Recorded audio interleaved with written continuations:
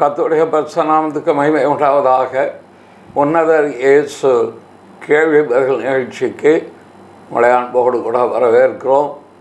இந்த நாளிலும் நமது மத்தியில் கோயம்புத்தூரை மையமாக கொண்டு வேதாகம போத ஊழியம் செய்கிற போதகர் காட்சன் வின்சென்ட் அவர்கள் நமது மத்தியில் வந்திருக்கிறார்கள். அவளை கர்த்தராகிய இயேசு கிறிஸ்துவின் நாமத்தில் வரவேற்கிறேன்.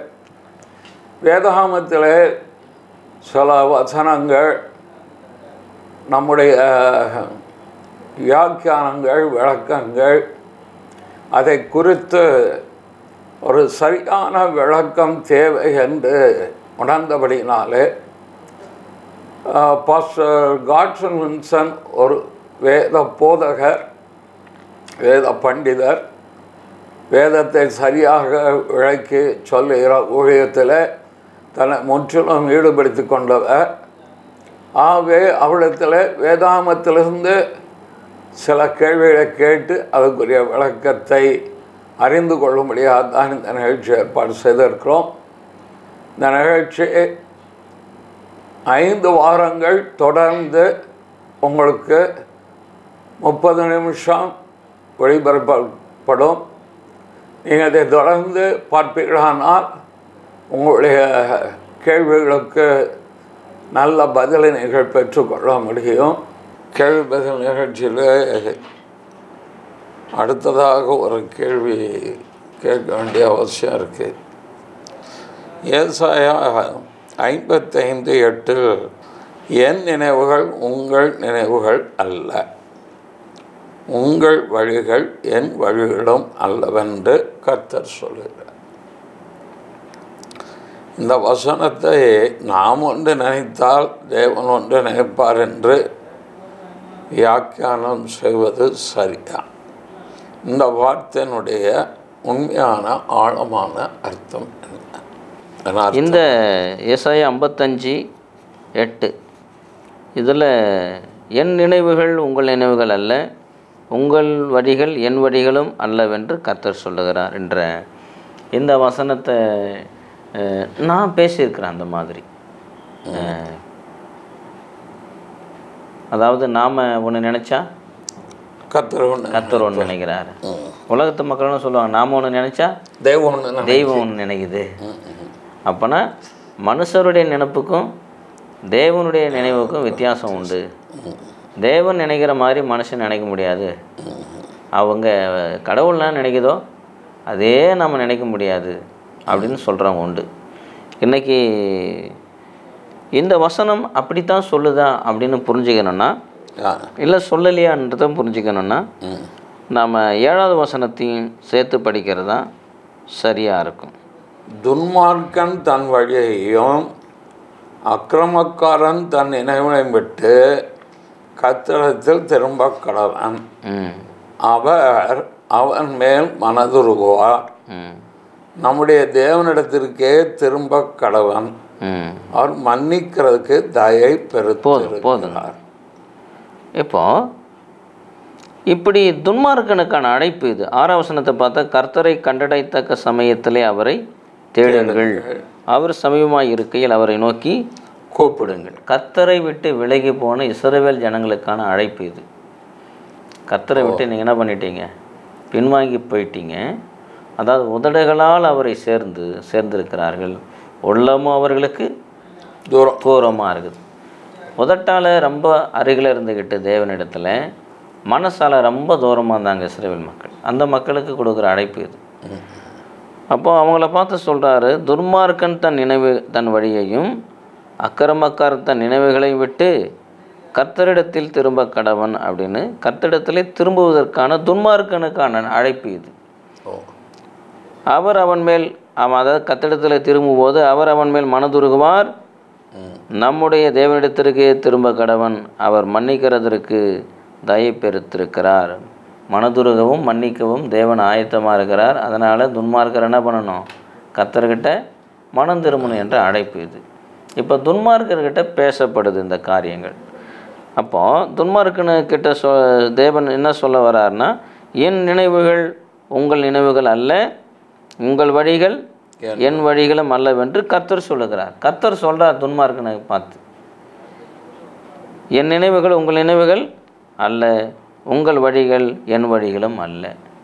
அப்போ யாருடைய நினைவுகள் கர்த்தருடைய நினைவுகள் அல்ல? துன்மார்க்குடைய யாருடைய வழிகள் கர்த்தருடைய வழிகள் அல்லங்க? துன்மார்க்குடைய. அப்போ என் நினைவும் கர்த்தருடைய நினைவும் ஒன்றா இல்லைன்னா, அதாவது கர்த்தர் என்ன நினைக்கிறாரோ அதே நான் நினைக்கலைன்னா எனக்கு பேர் துன்மார்க்கன். கர்த்தருடைய வழி எதுவோ அது என் வழி இல்லைன்னா நான் துன்மார்க்கன். அப்போது ஒரு கிறிஸ்தவன் வந்து நான் ஒன்று நினைச்சா ஆண்டவர் ஒன்று நினைக்கிறாரு, நம்ம நினைவு வேறு, ஆண்டவர் நினைக்கிறது வேறங்க, நாம் நினைக்கிறது வேறங்க அப்படின்னு ஒருத்தர் சொல்கிறாருன்னா, ஒரு கிறிஸ்தவர் சொல்கிறாருன்னா என்ன அர்த்தம்? நான் துன்மார்க்கனாக இருக்கிறேன், நான் அக்கிரமக்காரனாக இருக்கிறேன்னு அர்த்தம். நான் ஆண்டவர்னு ஒன்று நாம் நினைக்கிறதும் ஆண்டவர் நினைக்கிறதும் ஒன்றும் இல்லைங்க. நாம் ஒன்று நினச்சா அவர் ஒன்று நினைப்பார், இல்லை அவர் நினைக்கிறத நாம் ஒன்று நினச்சா நாம் வேறு நினைப்போம் அப்படின்னு கிறிஸ்தவங்க சொல்லிக்கிறாங்கன்னா என்ன அறிக்கை செய்கிறாங்கன்னா, நாம் துன்மார்க்கராக இருக்கிறோம், நாம் அக்கிரமக்காரராக இருக்கிறோம்னு அறிக்கை செய்கிறாங்கன்னு அர்த்தம். இது ஒரு அறியாமை தான் இது அப்படி சொல்கிறது. அப்போ யார் துன்மார்க்கன் யார் அக்கிரமக்காரன் என்றால், தேவனுடைய நினைவு யாருக்கு இல்லையோ, தேவன் என்ன நினைக்கிறாரோ அப்படி நினைக்காதவன் துன்மார்க்கன். யாருடைய வழி தேவனுடைய வழி இல்லையோ, தேவனுடைய வழியும் யாருடைய வழியும் ஒன்றா இல்லையோ அந்த மனுஷன் அக்கிரமக்காரன். அப்படியானால் நீதிமான்கள் இந்த வார்த்தையை சொல்லக்கூடாது. ரட்சிக்கப்பட்டவங்க, பரிசுத்தமாக வாடுறவங்க, தேவசித்தம் செய்கிறவங்க, கர்த்தருடைய பிள்ளைகள் நான் ஒன்று நினச்சா ஆண்டவர் ஒன்று நினைக்கிறாரு அப்படின்னு சொல்லக்கூடாது. ஆண்டவர் ஒன்று நினைக்க நான் ஒன்று நினச்சா நான் ஒரு துன்மார்க்கேன், ஆண்டவர் ஒரு வழி இந்த என் வழி வேறவா இருந்தால் நான் அக்கிரமக்காரன். அப்போ நான் அந்த மாதிரி சொன்னேன்னா என் வழியும் ஆண்டுடைய வழியும் ஒன்றும் இல்லை, என் நினைவும் அவர் வழி நினைவு ஒன்றும் இல்லைன்னா திரும்ப சொன்ன மாதிரி நான் ஒரு அக்கிரமக்காரன், நான் ஒரு துன்மார்க்கன் நாமளே அறிக்கை செய்வதாக ஆகிவிடும். அதனால் இந்த வசனத்தை அப்படி சொல்லவே கூடாது, வியாக்கியானம் பண்ணக்கூடாது. ரொம்ப நன்றியை புரிந்து கொண்டோம். இன்னொரு வசனம்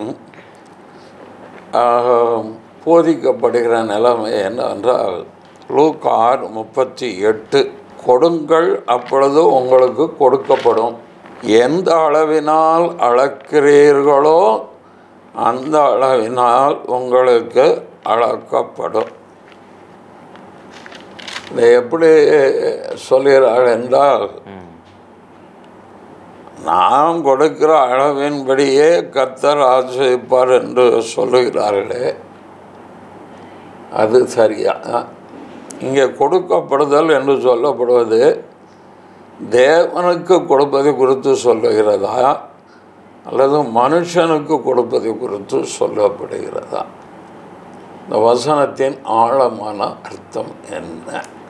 இதில் இன்னொரு துணை கேள்வி கூட நம்ம கேட்கலாங்க.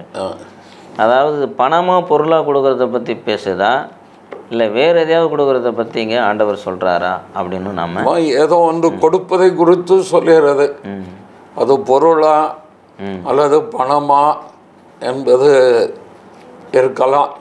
ஆனால் கொடுத்தல், இவ்வளோ கொடுத்தா தான் உனக்கு இவ்வளோ கிடைக்கும், அப்படிதான் கர்த்தர் செய்வார் என்று சொல்வது சரியா? இந்த வசனம் கர்த்தருக்கு கொடுப்பதை குறித்து சொல்கிறதா அல்ல மனிதனுக்கு கொடுப்பதை குறித்து சொல்கிறதா? நல்ல அருமையான ஒரு கேள்விங்கய்யா.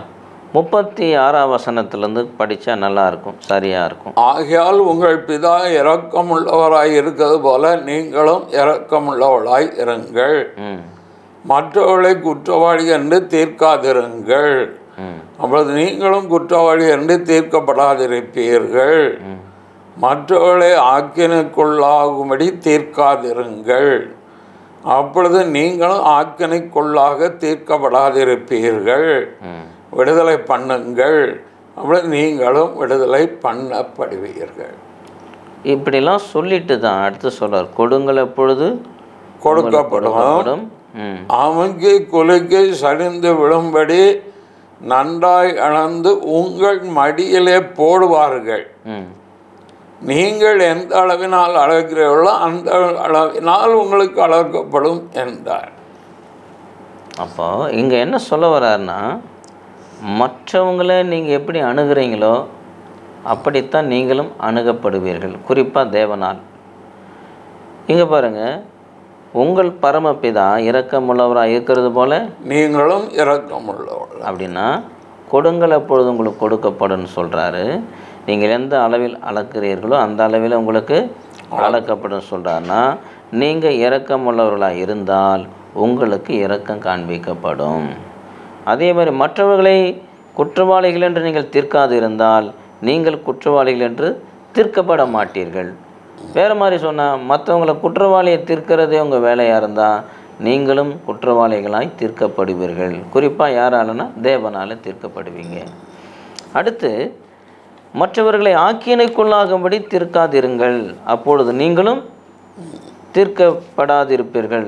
அப்படி நீங்கள் மற்றவர்களை ஆக்கினைக்குள்ளே தீர்த்தீங்கன்னா நீங்களும் ஆக்கினைக்குள்ளாவீங்க. அதான் நீங்கள் எந்த அளவில் அளக்குறீங்களோ அந்த அளவில் உங்களுக்கு அளக்கப்படும். அடுத்து, நீங்கள் விடுதலை பண்ணுங்கள், அப்போ என்ன பண்ணுவீங்க, நீங்களும் விடுதலை பண்ணப்படுவீர்கள். கொடுங்களை அதை சொல்லிட்டு தான், கொடுங்கள் அப்பொழுது உங்களுக்கு கொடுக்கப்படும், அமைக்கு குலுக்கி சரிந்து விழும்படி நன்றாக இழந்து போடுவார். அதாவது நீங்கள் நல்ல விதமாக மற்றவருக்கு இரக்கம் செஞ்சீங்கன்னா, மற்றவர்களுக்கு அன்பு பாராட்டினீங்கன்னா தேவன் உங்ககிட்ட அவ்வளவு அதிகமான அன்பையும் இரக்கத்தையும் பாராட்டுவார். மற்றவர்களுக்கு நீங்கள் நன்மையாக இருந்தால் உங்களிடத்தில் தேவன் நன்மையாக இருப்பார். அதனால தான் ஆண்டவர் நியாயப்பிரமாணத்தில் உள்ள சிறந்த கற்பனை கேட்கும்போது சில முழு இதயத்தோடும் முழு ஆத்மாவோடும் முழு பலத்தோடும் முழு சிந்தையோடும் தேவனாய கர்த்தரத்தில் அன்பு கூர்வாயாக, அதற்கு இணையான கற்பனை உன்னிடத்தில் அன்பு கூறுவது போல் பிறனிடத்தில் அன்பு கூறுவார். அப்போ அந்த கற்பனையை நீ முதல் கற்பனையை எல்லாரும் கைக்கொள்கிறாங்க, கோயிலுக்கு போகிறாங்க, அணிக்க கொடுக்காங்க, ஊழியம் செய்கிறாங்க, எல்லாம் ஜபிக்கிறாங்க. இந்த ரெண்டாவது கற்பனையை நீ கை கொண்டால் அது உனக்கு கொடுக்க வேணும். அதாவது என்ன சொல்கிறேன்னா, பொதுவாக என்னையும் சேர்த்துக்கிறேங்க இதில். என்னால் தேவனிடத்தில் அன்பு கூற முடியும், ஆனால் மனுஷனிடத்தில் அன்பு கூற முடியாது அப்படின்னு சொல்கிற மாதிரி தான் இருக்குது பொதுவாக. ஆண்டவர் மத்தேயு 6ஆம் அதிகாரத்தில் 14-17 சொல்கிறார், பேருடைய மனுஷனுடைய தப்பிதங்களை அவங்களுக்கு மன்னிங்க, அப்போ பிதா உங்களுக்கு தப்பிதங்கள் மன்னிப்பார். நீங்கள் மன்னிக்கலைன்னா அவர் மன்னிக்க மாட்டார். அப்போ இங்கே என்ன சொல்ல வர்றாருன்னா, நீங்கள் எந்த அளவில் அழகப்படுகிறீர்களோ அந்த அளவில் உங்களுக்கு அழகப்படும். அப்போ நீங்கள் கொடுத்தீங்கன்னா உங்களுக்கு கொடுக்கப்படும். அப்போது நீங்கள் மற்றவரை நேசித்தால், மற்றவரிடத்தில் இரக்கமாக இருந்தால் தேவன் குணத்தில் அன்பாகவும் இரக்கமாகவும் இருப்பார். நீங்கள் அதை செய்யாவிட்டால் அதை இழந்து போவீங்க. நீங்கள் எப்படி அணுகிறீங்களோ, எப்படி நடந்துக்கிறீங்களோ மனுஷரிடத்தில் தேவன் உங்களிடத்தில் நடந்து கொள்வார்னு தம்முடைய சிஷ்யர்களுக்கு அவர் எச்சரிப்பு கொடுக்க. அதாவது நீ மனித நேயத்தோடு வாழ வேண்டும் என்பது தான் கடவுள் மேலே பக்தியாக இருக்கான்னு சொன்னால் போதாது.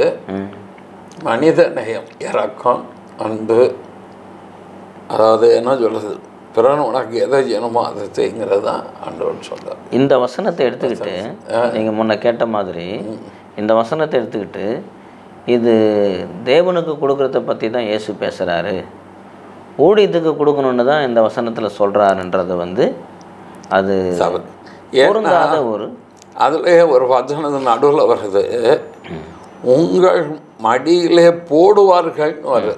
போடுவார்னு வரல, தேவன் கொடுப்பான்னு சொல்ல. நீ மனுஷனுக்கு என்ன செஞ்சியோ அவர்கள் உனக்கு செய்வார்கள். அப்போ மனித நேயத்தோடு நீ செயல்பட வேண்டும். ரொம்ப நன்றி. இதே போல சரியா சொன்னீங்க. அதாவது மற்றவங்ககிட்ட நம்ம எப்படி நடந்துக்கிறோமோ அவங்க நம்மக்கிட்ட அப்படி நடந்துக்க தேவனே நடத்துவாங்க. இன்னொரு விஷயம் கூட இதில் இன்னொரு வசனம் ஞாபகத்துக்கு வருதுங்க. மத்தேயு 7ஆம் அதிகாரத்தில் பிறர் உங்களுக்கு என்ன செய்ய வேண்டும் என்று நீங்கள் விரும்புகிறீர்களோ எதிர்பார்க்குறீங்களோ அதை நீங்கள் அவங்களுக்கு செய்யுங்க. அப்போ மற்றவங்க என்கிட்ட எப்படி நடந்துக்கணும்னு நான் எதிர்பார்க்குறேனோ நான் அவங்ககிட்ட அப்படி நடந்துக்கணும், அவ்வளோதாங்க. இந்த வசனத்துக்கு எதுக்கும் ஒரு பொருத்தம் உண்டு. ஆனால் இந்த வசனத்தை எடுத்து கர்த்தர் நம்ம கொடுக்குறத பற்றி தான், ஊழியத்தை கொடுக்க பற்றி தான் பேசுகிறான்னு சொல்வது. ஆனால் கர்த்தருக்கு கொடுப்பதை பற்றின வசனங்கள் வேதத்தில் உண்டு, ஊழியத்துக்கு கொடுக்க வேண்டும் என்ற வசனம் உண்டு. அந்த வசனத்தை சொல்லி அதை கற்பிக்க இல்லாமல் இந்த வசனத்தை எடுத்து அப்படி போதிக்கிறதை தவிர்ப்பது நல்லது. சரி, நன்றி. இன்னொன்று கொடுப்பதை குறித்து 2 கொரிந்தியர் 9:6 சிறுக விதைக்கிறவன் சிறுக அறுப்பான், பெருக விதைக்கிறவன் பெருக அறுப்பான். இந்த வசனுடைய சரியான விளக்கம் என்ன? ஏனென்றால் நீ எவ்வளோ கொடுக்கியோ அவ்வளோதான் ஆண்டவர் உனக்கு கொடுப்பாருங்க. நீ 10 ரூபா கொடுத்தா உனக்கு 10 ரூபா தான் தருவார். ஒருத்தர் போதிக்கிறாங்க, நீ 1000 ரூபா போட்டோம்னா உனக்கு 1000 ரூபா தருவார். அப்போது ஏழைக்கு கொடுக்கறதுக்கு 10 ரூபா தான் இருக்குது. ஏன்னா அன்றாடம் வேலை பார்க்குறவங்களுக்கு 10 ரூபா தான் இருக்குது. அவன் 10 ரூபா காணிக்கப்பட்டியில் போட்டால் 10 ரூபா தான் தருவாரா? இல்லை கோடிதான் கொண்டாந்து 1,00,000 ரூபா போட்டால் 1,00,000 ரூபா கொடுப்பாரா? அப்போ ஏழைக்கு ஒரு நியாயம், பணக்காரனுக்கு ஒரு நியாயமா? தேவன் பட்சபாதம் இல்லாதவர். அப்போ நீ கொஞ்சோண்டு விதைச்சா உனக்கு கொஞ்சம், அதிகம் விதைத்தா அதிகம் என்று கொடுப்பதை இதோடு இணைத்து சொல்கிறார்களே, உங்களுடைய விளக்கம் என்ன? 9ஆம் அதிகாரத்தில் குறிப்பாக முதல் வசனத்திலேருந்து நாம் பார்க்கறது ரொம்ப நல்லது. 9வது அதிகாரம் 2 கொரிந்தியர் முதல் வசனத்தில் என்ன எழுதுகிறார் பாருங்கள். பரிசுத்தவான்களுக்கு செய்ய வேண்டிய தர்ம சகாயத்தை குறித்து நான் உங்களுக்கு அதிகமாக எழுத வேண்டுவதில்லை. உங்கள் மன விருப்பத்தை அறிந்திருக்கிறேன். அகாயாவில் உள்ளவர்கள் 1 வருஷமாக ஆயத்தமாக இருக்கிறார்கள் என்று நான் மக்கதோனியருடனே சொல்லி உங்களை புகழ்ந்தேனே. உங்கள் ஜாக்கிரதை அநேகரை எழுப்பிவிட்டதும் உண்டு. அப்படி இருந்தும் உங்களை குறித்து நான் சொன்ன புகழ்ச்சி இந்த காரியத்தில் வீணாய் போகாமல் நான் சொன்னபடி நீங்கள் ஆயத்தம் பட்டவர்களாக இருப்பதற்கு இந்த சகோதரரை அனுப்பினேன். மக்கதோனியர் என்னுடனே கூட வந்து உங்களை ஆயத்தப்படவர்களாய் கண்டால் இவ்வளவு நிச்சயமாய் உங்களை புகழ்ந்ததற்காக நீங்கள் வெட்கப்படுவீர்கள் என்று நாங்கள் சொல்லாமல் நாங்களே வெட்கப்பட வேண்டியதாக இருக்கும். ஆகையால் வாக்குத்தத்தம் பண்ணப்பட்டிருக்கிற உங்கள் தர்மபானமானது லோபத்தனமாய் கொடுக்கப்பட்டதாக இராமல் உதாரத்துவமாய் கொடுக்கப்பட்டதாக இருக்கும்படியாக அதை ஆயத்தப்படுத்துகிறதுக்கு சகோதரரை ஏவி உங்களிடத்தில் முன்னதாக அனுப்புவது எனக்கு அவசியம் என்று காணப்பட்டது. பின்னும் நான் சொல்லுகிறது என்னவென்றால், சிறுக விதைக்கிறவன் சிறுக விதைப்பான், பெருக விதைக்கிறவன் பெருக விதைப்பான். இப்போ இந்த பணம் ஊழியத்துக்கு கொடுக்கப்பட வேண்டிய காணிக்கை பற்றி இந்த வசனங்கள் சொல்லலை. பவுல் அதை பற்றி இங்கே எழுதலை. தரித்திரராகிய பரிசுத்தவான்கள் சகோதரர்களுக்கு செய்ய வேண்டிய கொடுக்க வேண்டிய தர்ம சகாயத்தை பற்றி தான் இங்கே எழுதுகிறேன். அதாவது நீங்கள் அப்போஸ்தலர் நடபடிகள் நாம் 11ஆம் அதிகாரம் நினைக்கிறேன், 27, 28, 29 அங்கே வந்து அகபு வந்து ஒரு எருசலேமில் வந்து அகபு தீர்க்கதரிசனம் சொல்லுகிறார் அந்தியோகியாவில். என்னென்னா உலகத்து முழுசும் பஞ்சம் வரப்போகுது அப்படின்னு சொல்லி. அதே மாதிரி பஞ்சம் வந்தது. இந்த அந்தியோகியா சபை மக்கள் என்ன செஞ்சாங்கன்னா, இந்த பஞ்சத்தில் யூதேயாவில் பாதிக்கப்பட்டிருக்கிற பரிசுத்தவான்கள்னால் ஊழியக்காரர்கள் மட்டுமல்ல, விசுவாசிகளும் பரிசுத்தவான்கள் தான். பஞ்சத்தில் பாதிக்கப்பட்டிருக்கிற பரிசுத்தவான்கள் அவங்களுக்கு உதவி செய்வதற்கு தர்ம சகாயம் சேகரித்தார்கள். தர்ம பணம் சேகரித்தாங்க, தங்களால் முடிஞ்ச வரைக்கும் சேர்த்து வச்சாங்க. இப்போ வந்து இந்த சபையில் அவர்கள் ஆரம்பித்த பிறகு அப்போஸ்தலர்களுக்கு ஒரு யோசனை வந்து மற்ற சபைகளிலும் இந்த காரியத்தை குறித்து மக்கதோனிய சபைகள், அகாயா மக்கதோனியா சபைகள் இதெல்லாம் இருக்கிற சபைகள்லாம் அறிவிப்பு கொடுத்து தர்ம சகாயம் சேகரித்திருக்கிறாங்க. தீத்து வந்து 1 வருஷத்துக்கு முன்னால் கொரிந்தில் வந்து இதை ஆரம்பித்து வச்சு போயிருக்கார். நாம் எருசலேமில் இருக்கிற தரித்திரராகிய சகோதரருக்கு நம்ம என்ன பண்ணணும், நாம் உதவி செய்யணும். அவங்களுடைய குறைவில் அவங்களுக்கு உதவி செய்யணும். ரோமரில் கூட 12:13 எழுதுகிறார், பரிசுத்தவான்கள் குறைவிலே அவர்களுக்கு உதவி செய்யுங்கள்னு எழுதுகிறார். இப்போ என்னென்னா இந்த இன்னொரு காரியம் ரோமர் 15ஆம் அதிகாரத்தில் பாருங்களேன், இன்னொரு குறிப்பு இருக்கும். ரோமர் 15:25 வசனத்தை பாருங்கள். இப்பொழுதோ பரிசுத்தவான்களுக்கு உதவி செய்யும் காரியமாக நான் எருசலேமுக்கு பிரயாணம் பண்ண எத்தனமாய் இருக்கிறேன். மக்கதோனியாவிலும் அகாயாவில் உள்ளவர்கள் எசமுள்ள பரிசுத்தவான்களுக்குள்ளே இருக்கிற தரித்திரருக்காக சில பொருள் சகாயம் செய்ய விருப்பம் கொண்டிருக்கிறார். எருசலேமில் உள்ள தரித்திரருக்கு சில பொருள் சகாயம் செய்ய மக்கதோனியாவிலும் ஆகாயாவிலும், அதாவது கொரிந்து சபையிலும் உட்பட்டது ஆகாயாவிலும் இருக்கிறவங்க விருப்பம் கொண்டிருக்கிறாங்க. இப்படி செய்வது நல்லது என்று எண்ணினார்கள். இப்படி செய்கிறதற்கு அவர்கள் கடனாளிகளாயும் இருக்கிறார்கள். எப்படி என்றால், புறஜாதியார் அவருடைய ஞான நன்மைகளில் பங்கு பெற்றிருக்க சரீர நன்மைகளால் அவர்களுக்கு உதவி செய்ய இவர்கள் கடனாளிகளாக இருக்கிறார்களே அப்படின்றார். அப்படின்னா உபத்திரவு காலத்தில் சிதறி போனவர்கள் எங்கும் சுற்றி திரிந்து சுவிசேஷத்தை அறிவித்தார்கள். பல நாடுகளில் போயிட்டு ஆண்டவரை குறித்த ஞானத்தை உண்டாக்கினாங்க, ஞான நன்மை விதைச்சாங்க, சுவிசேஷத்தை சொல்லி தேவனை குறித்த ஞானத்துக்குள்ளே கொண்டு வந்து ரட்சிப்புகளை நடத்தினாங்க. இப்படி செஞ்சவங்க இன்னைக்கு அப்படியே சிதறி போனவங்க இங்கே செட்டில் ஆகலைன்னு நினைக்கிறேன். ஏன்னா திரும்பி போய் எருசலேமில் செட்டில் ஆகிருக்காங்க. இப்போ அவங்களுக்கு என்ன இருக்குது, பல நாடுகளில் வந்து சுற்றி திரிந்து சுவிசேஷம் சொல்லிட்டு திரும்ப போனவங்க இப்போ உலக பஞ்சத்தில் பாதிக்கப்பட்டு கஷ்டப்படுறாங்க. ஏன்னா அவர்கள் சிதறி போகும்போது ஒன்றுமில்லாமல் தான் சிதறி போனாங்க. ஆமாம், இன்றைக்கி அவங்க கஷ்டப்படுறாங்க. இப்போ நமக்கு ஞான நன்மை விதைச்சு அவங்களுக்கு சரீர நன்மை கொடுக்கணுன்ற எண்ணம் அகாயா மக்கதோனியாவில் இருக்கிற சபைகளுக்கு வந்திருக்குது. கொரிந்து சபையில் வந்து எருசலேம் பரிசுத்தவான்களுக்கு தர்ம சகாயம் சேர்த்து பணம் சேர்த்து வைங்கப்பான்னு அதை வந்து ஆரம்பித்து கொடுத்துட்டு தீர்த்து போயிட்டு 1 வருஷம் ஆகிப்போச்சு. ஆனால் இவங்க இன்னும் ஒன்றும் செய்யவே இல்லை. இவங்களை பற்றி ஏற்கனவே மேன்மையாக சொல்லி வச்சுருக்கிறார் பவுல். எப்போ நான் அவங்கள பற்றி இவங்ககிட்டலாம் ரொம்ப மேன்மையாக சொல்லி வச்சுருக்கிறேன். அகாயாக்காரங்க கிட்ட நேரில் வந்து நீங்கள் ஆயத்தம் இல்லாத பார்த்தா நான் வைக்கப்பட வேண்டியிருக்கு, நீங்கள் வைக்கப்படுறீங்களோ இல்லையோ நாங்கள் வைக்கப்பட வேண்டியிருக்கு உங்களை பற்றி புகழ்ந்து சொன்னதுக்கு அப்படின்னு சொல்லிவிட்டு அப்புறம் சொல்கிறாரு, லோபத்தனமாக கொடுக்காத. என்ன சொல்கிறாருங்க? லோபத்தனம். அந்த மறுபடியும் வாங்க 1 Corinthians 8ஆம் அதிகாரம். நம்ம எதையுமே தெளிவாக பார்க்கறது தான் மக்களுக்கு தெளிவான ஒரு பதிலை கொடுத்ததாக இருக்கும்.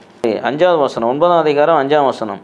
வாக்குத்தத்தம் பண்ணப்பட்டிருக்கிற உங்கள் தர்ம பணமானது லோபத்தனமாய் கஞ்சத்தனமாய் இருக்கக்கூடாது, கொடுக்கப்பட்டதாக இராமல் உதாரத்துவமாய் கொடுக்கப்பட்டதாக இருப்பதாக அதை ஆயத்தப்படுத்துகிறதற்கு சகோதரரை உங்களிடத்தில் முன்னதாக அனுப்புவது எங்களுக்கு அவசியம் என்று இதை சொல்லிட்டு தான் பின்னும் நான் சொல்லுகிறேன், சிறுக விதைக்கிறவன் சிறுக அறுப்பான், பெருக விதைக்கிறவன் பெருக அறுப்பான்றார். அப்போ யாருக்கு விதைக்கிறத பற்றி இங்கே பேசுது?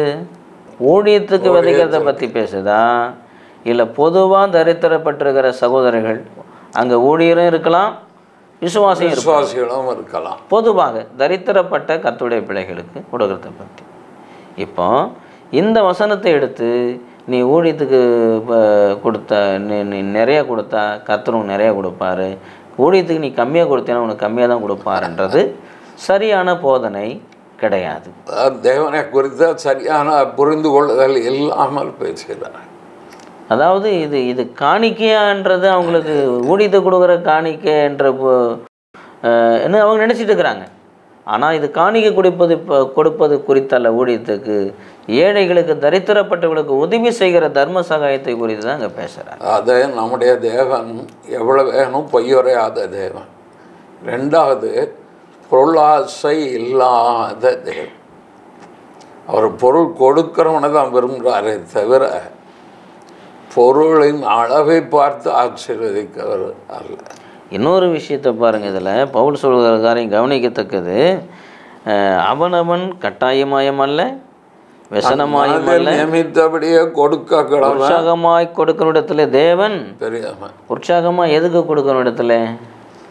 ஏன் ஆண்டவர் ஆச்சரிப்பு கூடாரத்துக்கு அழைக்கும் போது மோசேட்ட சொல்கிறாரு, என் ஜனத்திட்ட கேளு, எவன் உற்சாகமாய் கொடுக்கிறானோ அவன்கிட்ட மட்டும்தான் வாங்கன்னு சொன்னாரு. உண்மைதாங்க. அது ஆசரிப்பு கூடாரத்தின் வேலைக்காக சொல்லப்பட்டது. அதாவது தேவனுடைய வேலை, அவ்வளோதான். இந்த இடத்துல சொல்ல போகிறது வந்து குறிப்பாக சபைக்கோ ஊழியத்துக்கோ கொடுக்கறத பற்றி. அதாவது தேவனுக்கு கொடுத்தாலும் நீ உற்சாகமாக கொடுக்கணும், ஏழை எளியவர்களுக்கு நீ தர்மமாக செய்யக்கூடிய இருந்தாலும் உற்சாகமாக கொடுக்கணும். கரெக்ட். அதை தேவன் கரெக்டாக சொன்னீங்க. தேவனுக்கு கொடுக்கும்போது உற்சாகமாக கொடுத்துட்டு ஏழை எளிய அனாதை கெட்ட பிள்ளைகளுக்கு கொடுக்கும்போது ஏதோ கொடுத்தா போதுன்ற மாதிரி கட்டாயமாக व्यसனமாக கொடுக்கக்கூடாது. நல்ல அருமையாக சொன்னீங்க. அதனால் நீ எதை செய்தாலும் கர்த்தருக்கென்று நீ உற்சாகமாக செய்து. அப்போ ஊழியத்துக்கு உற்சாகமாக கொடுக்குறத பற்றி பேசுகிற நாம, மக்கள் வந்து ஊழியத்துக்கு கொடுக்கும்போது உற்சாகமாக கொடுக்கணும்னு பேசுகிற நாம, இந்த மாதிரி தர்ம சகாயம் பண்ணுறதுக்கு உற்சாகமாக கொடுக்கணும்னு நம்ம சொல்லி கொடுக்கணுங்க. கண்டிப்பாக இந்த வசனத்தின் ஆழத்தில் சொல்லும்போது முதல்ல நம்ம ஒரு கேள்வி கொடுங்களை பற்றி பேசுகிறோம் இல்லையா, அதற்கு இணையாக இது இருக்குது. இப்போ தேவன் வந்து தான் ஊழியத்துக்கு கொடுக்க மாட்டாங்கல்ல, இது நியாய தீர்ப்பில் ஆண்டவர் சொன்ன ஒரு காரியத்துக்கு ஒத்து வருது. பசியாக இருந்தேன், எனக்கு ஆகாரம் கொடுத்தீர்கள். வஸ்திரம் இல்லாமல் இருந்தேன், வஸ்திரம் கொடுத்தீர்கள்.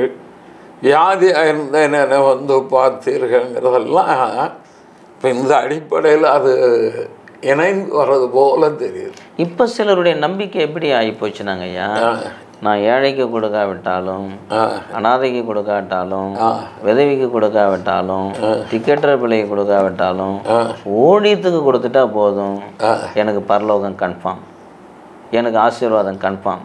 ஏன்னா ஊழியக்காருக்கு கொடுத்துட்டோம்னா இது எல்லாருக்கும் கொடுத்த மாதிரி ஆகிப்போச்சு. ஊழியத்துக்கு கொடுத்துட்டோம்னா இது எல்லாருக்கும் கொடுத்த மாதிரி ஆகிப்போச்சு. உதாரணத்துக்கு யூதர்கள் என்ன பண்ணாங்க, கொர்பான்னு ஒரு குறிப்பிட்ட காணிக்கை கொடுத்துட்டா தேவாலயத்துக்கு அவங்களுக்கு சோறு போடாவிட்டாலும் பிரச்சனை இல்லை. அந்த மாதிரி ஊழியத்துக்கு நான் அள்ளி அள்ளி கொடுத்துட்டேன்னா ஏழைகளுக்கு, தரித்திரப்பட்ட மக்களுக்கு, கிறிஸ்தவர்களுக்கோ கிறிஸ்துவ அறியாதவர்களுக்கோ நான் செய்யாமல் போனாலும் கர்த்தர் தப்பாக நினைக்க மாட்டார்னு ஒரு நம்பிக்கை இன்றைக்கி அநேக கிறிஸ்தவர்களுக்கு இருக்குது. ஆனால் யாக்கோபு சொல்லும்போது அப்படி அவர் சொல்லலையே. அவர் யாக்கோபு சொல்லும்போது நீ ஊழியத்துக்கு மட்டும் கொடுத்தா அது தேவபக்தின்னு சொல்லலையே. அவர் யாக்கோபு 1:27 என்ன சொல்கிறார், திக்கற்ற பிள்ளைகளும் விதவைகளும் படுகிற உபத்திரத்திலே அவர்களை விசாரிக்கிறதும், உலகத்தால் கரைபடாபடி தன்னை காத்து கொள்கிறமே பிதாவாகிய தேவனுக்கு முன்பாக மாற்றில்லாத சுத்தமான. இப்போ நீங்கள் சொல்கிறது வந்து அடுத்த மனிதர்களுக்கு அதுவும் விசேஷமாக விசுவாச குடும்பத்தாருக்கு நீங்கள் செய்யக்கூடிய காரியங்கள் எக்காரணத்தை கொண்டு ஒரு லோபத்தனமாக இருக்கக்கூடாது. அதை நீ வந்து இதை இன்னும் தீமோத்தேயுல ரொம்ப அழகாக பவுல் அப்போஸ்தலன் வந்து ஐஸ்வர்யவான்களுக்கு சொல்லும்போது அவர்களுக்கு எப்படி சொல்கிறார், 6 நன்மை செய்யவும் நற்கிரியைகளில் ஐஸ்வர்யவான்களாகவும் தாராளமாய் கொடுக்கிறவர்களும் உதார குணம் உள்ளவர்களாயிரும். ஐஸ்வர்யம் தப்பு இல்லை, ஆனால் நீ கொடுக்கிறது உதாரமாக உற்சாகம். அந்த வசனத்தை திரும்ப வாசிங்களேன். நன்மை செய்யவும் நற்கிரியைகளில் ஐஸ்வர்யங்களாகவும். நற்கிரியைகளில் ஐஸ்வர்யம் உள்ளவர்களாக இருக்கிறதுனா நிறைய பணம் வச்சா பணத்தில் ஐஸ்வர்யவான், நிறைய நற்கிரியை செஞ்சா நற்கிரிகளை ஐஸ்வர்யவான். அப்படிப்பட்ட நிலைமையில் நேர் அப்படிங்கிறத அவர் உணர்த்துறார். அதாவது நம்ம ஊழியத்துக்கு கண்டிப்பாக கொடுக்கணும், ஊழியத்தை தாங்கணும், அதுக்கு சபை ஊழியத்தை தாங்கணும், சபைக்கு உள்ள வெளியில் நடக்கிற ஊழியங்களை கண்டிப்பாக தாங்க வேண்டியது மக்களுடைய கடமை. அது கரெக்ட். ஆனால் அதை குறித்து எந்தெந்த வசனங்கள் பேசுதோ அதை எடுத்து பேசி கொடுக்க சொல்லுமே இல்லாமல் அதை பற்றி பேசாத வசனம் கொடுங்கன்னு ஒரு வார்த்தை வந்துட்டாலே அது ஊழித்து கொடுக்க சொல்கிறது தான். உற்சாகமாக கொடுங்கன்னா அதுக்கு ஊழித்து கொடுக்க சொல்கிறதான்னு தவறான வியாக்கியானம் பண்ணுவது. இன்னொரு விஷயம் பாருங்கள் ஐயா, இன்னும் ஒரு விஷயம் என்னென்னா, இந்த 9ஆம் அதிகாரத்தில் பாருங்கள், மேலும் பாருங்கள், மேலும் 8வது வசனம், மேலும் நீங்கள் எல்லாவற்றிலும் எப்பொழுதும் சம்பூரணமுள்ளவர்களாயும் சகலவித நற்கிரிகளும் பெருவளாய் இருக்கும்படியாக தேவன் உங்களில் சகலவித நற்கிரிகளையும் பெருக செய்ய வல்லவராக இருக்கிறார். அடுத்த வசனம் பாருங்க, வாரி இறைத்தான் ஏழைகளுக்கு கொடுத்தான். ஊழியத்திற்கு கொடுத்தானுக்குதா, ஏழைகளுக்கு கொடுத்தான், அவனுடைய நீதி என்றென்றைக்கும் நிற்கும் என்று எழுதியிருக்கிறது. வாரி இறைச்சி ஏழை கொடுக்குறவனுக்கு என்ன நிற்குங்க, நீதி நிற்கும். இன்னொரு வசனம் பாருங்க, விதைக்கிறவனுக்கு விதையும் புசிக்கிறவனுக்கு ஆகாரத்தையும் அளிக்கிறவர் உங்களுக்கு விதையை அழித்து அதை பெருக பண்ணி உங்கள் நீதின் விளைச்சலை வர்த்திக்க பண்ணுவானா உடனே உங்களை பூமியில் பணக்காரன் ஆகிடுவார். நீ எந்த அளவுக்கு கொடுக்குறே அந்த அளவுக்கு கொடுப்பாரு. நிறைய கொடுத்தா நிறைய பூமியில் கொடுத்து வரல, நீதியின் விளைச்சலை வர்த்திக்க பண்ணுவார். குறிப்பாக ஏழைகளுக்கு கொடுக்குற காரியத்தில், தரித்திரருக்கு கொடுக்குற காரியத்தில், அதாவது ஊழியத்துக்கு கொடுக்க வேண்டும் என்ற வசனங்களை எடுத்து அதை பேசணும். தரித்திரருக்கு கொடுக்கப்பட்ட கொடுக்குறத பற்றின வசனத்தையும் எடுத்து ஊழியத்துக்கு தான் கொடுக்க சொல்கிறாருன்னு பேசுவது வந்து சரியான காரியம் அல்ல. ரொம்ப நன்றி. எப்பொழுதும் ஒரு சிறிய ஜபம் செய்து நிகழ்ச்சி முடித்து அடுத்த வார நிகழ்ச்சிக்குரிய காரியத்துக்காக தேவன் கிருபை தரும்படி மன்றாடுவோம். கிருபை நல்ல தகப்பனே, நன்றியோடு சோதரிக்கிறோம், துதிக்கிறோம். சேதத்தை சரியாக விளக்கி அறிந்து கொள்ளும்படியான ஒரு நல்ல கிருபையும் வரங்களை அபிஷேகத்தையும் போதற்காட்சன் கொடுத்ததற்காக சோதரம். இன்றைக்கு கேட்ட 2 கேள்விகளுக்கும் ஒரு அருமையான விளக்கத்தை அவர் கொடுத்திருக்கிறார். அதற்காக உமக்கு நன்றி செலுத்துகிறோம். இந்த நிகழ்ச்சியை பார்த்து கொண்டு இருக்க ஒவ்வொருடைய மனதிலும் மற்ற வசனங்களுக்கு ஏதாவது விளக்கம் தேவை என்றால் அவர்களுக்கும் அதை அறிந்து கொள்ளும்படியாக தேவன் உதவி செய்வீராக. இன்னும் தொடர்ந்து அடுத்த வாரத்திலும் நடக்கப்படுகிற நிகழ்ச்சியும் கர்த்தர் நேர்கிருபையாக ஆசீர்வதித்தருளும். இயேசு கிறிஸ்து மூலம் கேட்கிறேன் பிதாவே. ஆமென். ஆமென்.